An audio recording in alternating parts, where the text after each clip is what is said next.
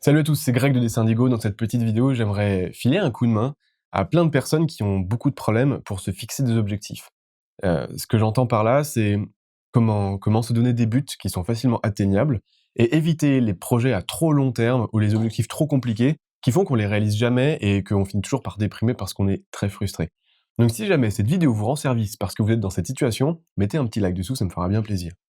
Comment est-ce que ça se passe? Quand, on apprend à dessiner, quand on commence le dessin, ou même pour moi aujourd'hui, qui commence à avoir un certain bagage, mais je me retrouve toujours encore dans cette situation-là, on part d'un point A, qui est notre niveau actuel, et on se dit toujours: «J'aimerais bien dessiner comme un tel, j'aimerais bien pouvoir faire ce genre de travail, j'aimerais bien pouvoir, réaliser une illustration dans tel ou tel style, point B». Et ce qu'on voudrait faire, c'est, du jour au lendemain, pouvoir faire le point A jusqu'au point B. Mais ça marche pas, c'est impossible de faire ça, ou alors c'est un coup de bol, mais on n'arrive pas à le reproduire. Ce qui fait que, comme ça c'était notre objectif, comme on l'atteint pas directement, avec le moins d'efforts possible, c'est hyper frustrant. Et forcément on se dit: «Ouais, mais mon niveau A, il est pas assez bon, je suis trop nul, j'arriverai jamais à faire ça». Et donc on change d'objectif. Mais on l'atteindra jamais alors. C'est pas comme ça que ça fonctionne. La plupart du temps, hem, quand on essaye d'atteindre cet objectif, ce qui va se passer, c'est on est là au point A, le point B est ici, on va tâtonner, tâtonner, et puis on va toucher un point ici, un point là, un point là, un point là, un point là, un point là, un petit peu au hasard, et au fur et à mesure qu'on va faire ce genre de choses, on va se rapprocher du point B. Mais ça prend du temps, ça prend de l'énergie, ça prend de la motivation, et cetera, et cetera. Vous connaissez la musique là-dessus. Mais ce qu'il est très important de prendre en compte aussi, c'est que on va pas rester à ce point A.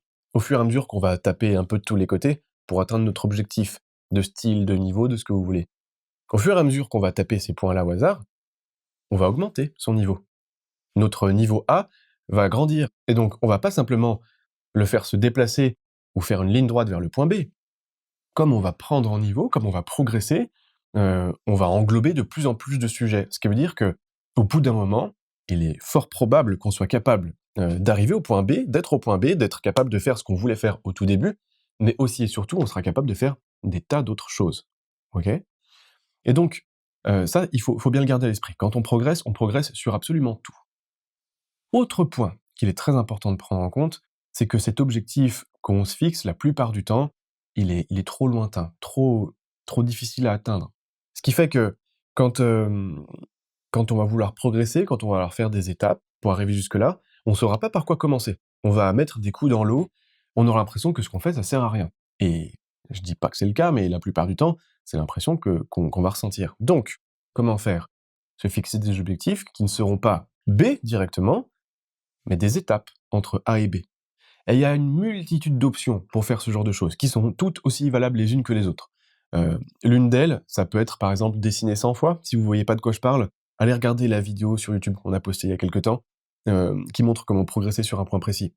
Ça peut être des choses un petit peu plus vagues, comme travailler la perspective, par exemple, et ou l'anatomie, ou peu importe. Et une fois qu'on s'est mis un objectif comme ça, à l'intérieur de cet objectif, on peut aussi le subdiviser, si jamais on trouve que c'était quand même un gros morceau. La perspective, par exemple, c'est un gros morceau. Donc, à l'intérieur de la perspective, on pourrait se dire: «OK, donc d'abord, il faut que je travaille les ellipses, ensuite il faut que je travaille la profondeur de champ, ensuite il faut que je travaille bla, bla, bla».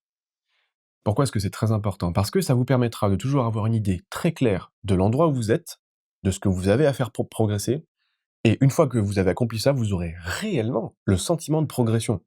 Pourquoi? Parce que les ellipses, une fois que vous savez faire, vous savez faire.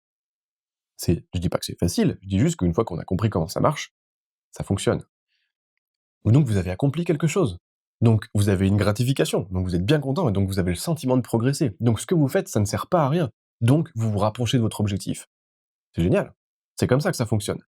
Et c'est par ce genre de mécanisme, par ce genre de mentalité, qu'on va pouvoir s'approcher du point avec le point A, d'où on se trouve actuellement, jusqu'au point B, en se fixant, non pas comme objectif lui directement, mais lui qui va me permettre d'accéder à ça, à ça, à ça, et un jour je serai à ce niveau-là.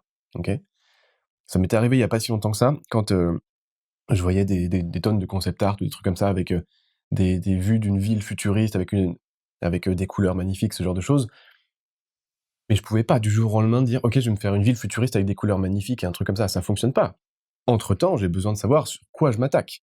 D'abord, il va y avoir certainement du photobash, c'est cette technique, qui permet de prendre des photographies, de les intégrer dans la peinture directement, et ça se fait pas du jour au lendemain. Il va falloir que je travaille sur la couleur aussi, parce que ça, c'est une matière en elle-même, et il y a énormément de choses à dire dessus.